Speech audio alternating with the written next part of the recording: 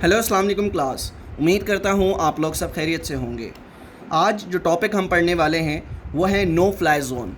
आपने सुना होगा कि दुनिया में ऐसे बहुत से मकामात हैं जहाँ से कमर्शियल एयरक्राफ्ट नहीं उड़ सकता। तो इसके रीज़न्स क्या हैं कि क्यों एक कमर्शियल एयरक्राफ्ट किसी प्लेस के ऊपर से नहीं गुज़र सकता। तो इसके रीज़न्स रिलीजियस रीज़न्स भी हो सकते हैं, इसके एनवायरमेंटल रीज़न्स भी हो सकते हैं, ठीक है, और तीसरे पर इसके हिस्टोरिकल रीज़न भी हो सकते हैं, और चौथे नंबर पर पॉलिटिकल रीज़न भी हो सकता है कि जिसकी वजह से वहाँ से कोई एयरक्राफ्ट इन जगहों के ऊपर से नहीं गुज़र सकता।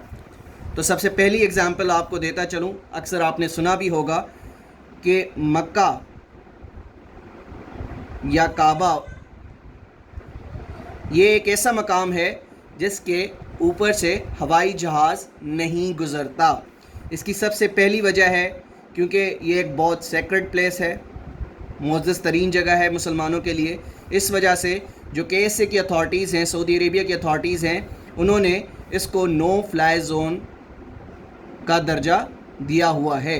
अगर कोई इसकी वायलेशन करता है, कोई भी पायलट इसकी वायलेशन करता है कि उस पायलट को फिर हैवी फाइन्स किए जाते हैं, इवन उसको अपनी नौकरी से भी हाथ धोना पड़ता है।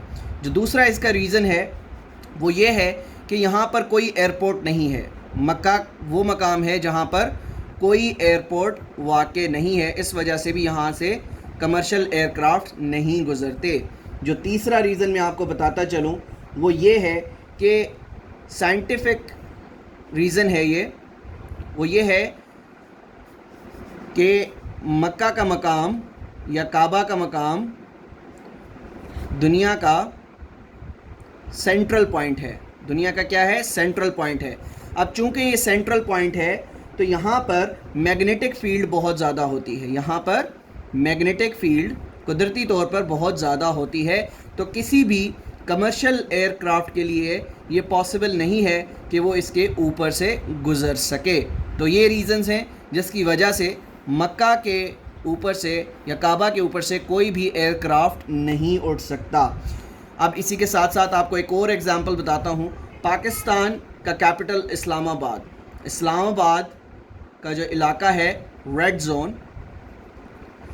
ज़ोन ऐसा इलाका है जहाँ पर गवर्नमेंट की हाई ऑफिशियल बिल्डिंग्स मौजूद हैं।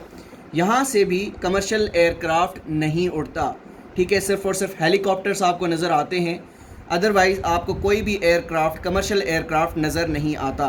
2010 की बात बताऊं तो 2010 में एयर ब्लू का जहाज़ आपको मालूम होगा कि वो कहा जाता है कि रेड ज़ोन के एरिया पर मंडला रहा था।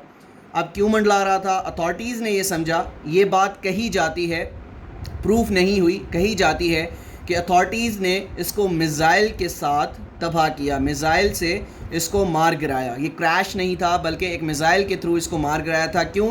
क्योंकि ये रेड ज़ोन के ऊपर मंडला रहा था, जिससे खदशा ज़ाहिर हुआ कि इस प्लान को हाईजैक कर लिया गया है। इस वजह से इसको मिज़ाइल से गिरा दिया गया।